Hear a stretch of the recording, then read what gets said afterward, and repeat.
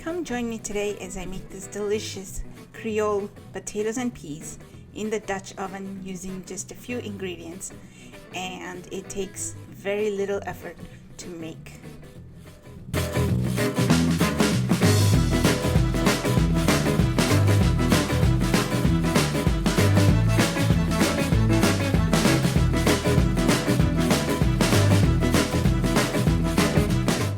Start with 2 medium potatoes, peel and chop them. I also had a few baby potatoes, so I peeled and chopped them too.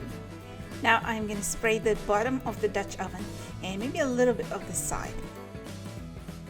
Now in go the diced potatoes, and I'm also going to make sure they're not sitting on top of each other. I'm going to try to flatten the layer as much as possible before I add the other ingredients. Next, I add the Creole seasoning, and I'm going to be very generous with it. I also add a 1/4 cup of melted butter, and you don't have to do it in the 2 steps that I did. You can add the butter first before you add the Creole seasoning. This is just the way I like to do it. You can also stay tuned at the end of this video where I show you how I made my Creole seasoning. Don't want to miss it because I have a couple special ingredients that I add to it. Now this is ready to go in the oven. I'm going to put it at a 400-degree temperature for 26 minutes. And I just pulled it out of the oven, and as you open it, you are going to smell the best aroma of potatoes you've ever had in your life. So take a second, just breathe it in before we add the onions. And I'm going to add frozen peas to this. Now the secret is you want to keep them frozen. Do not thaw them. Just put them in, and the cooking process of the Dutch oven is going to do a spectacular job of melting this ice from the frozen peas, and at the same time keep them plump and juicy, so that when you bite into them, you're going to taste all the juice from the peas. And trust me, this is the best way to cook frozen peas. And now it's ready to go back into the oven. This time it's going to go in for just 11 minutes, enough to cook the peas and the onions. And we are done. Look at that. Isn't that just like the most perfect peas, potatoes you've ever seen?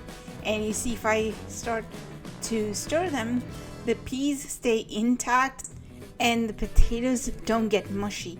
They all retain their shape. And so that's why I think cooking this dish in the Dutch oven is the best way to make peas and potatoes.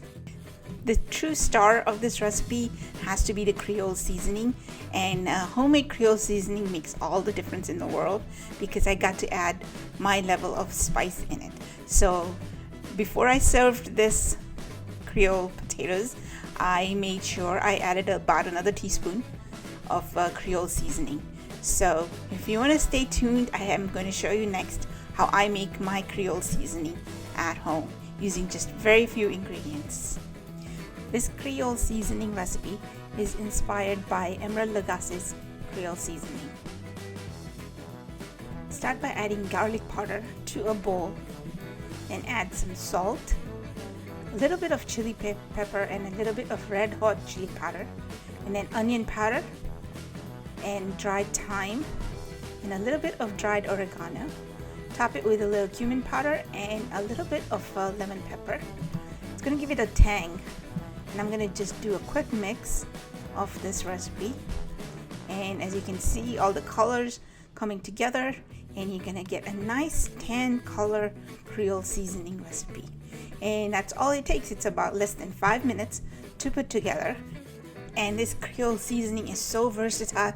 You can put it in pastas, you can put it in potatoes, vegetables, you can put it in casserole dishes. There's no limit to what you can put this Creole seasoning in. So thank you for joining me today, and I hope to see you in the next video. We will make something together again.